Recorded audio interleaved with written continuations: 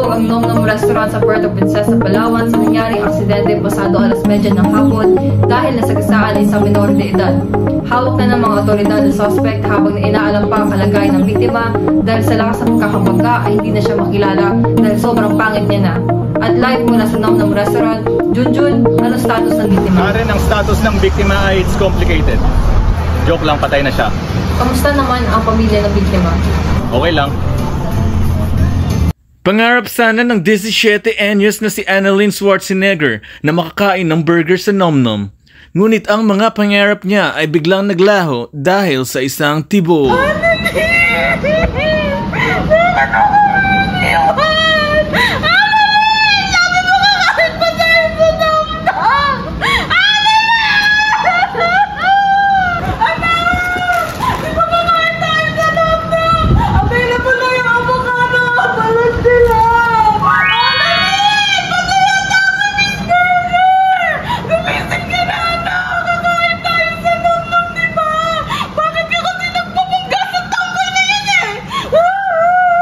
Hindi daw nila kayang tanggapin.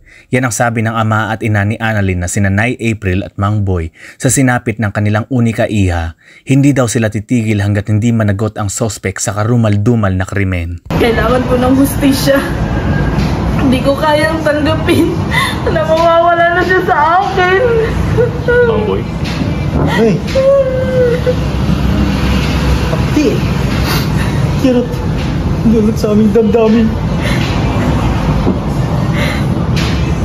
Hindi ko kayang mabuhay sa mundo kung mawawala siya.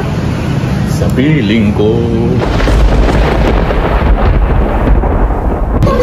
In the court of Nom-Nom, Puerto Princesa, Palawan, the people of Nom-Nom versus Malu Wang. We find the defendant, Malu Wang, guilty of homicide.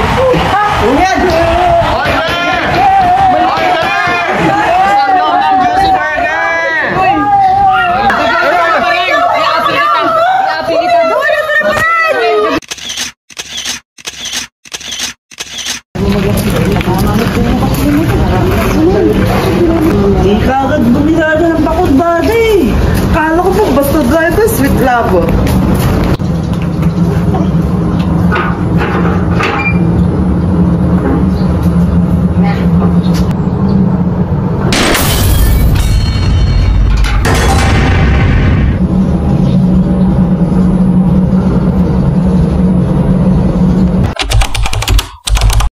Sobrang nalulungkot ako sa nangyari. Hindi ko naman kasi kasalanan yan eh. Kaya mabigat sa akin kalooban. Humihingi din ako ng pasensya sa pamilya ni Annalyn.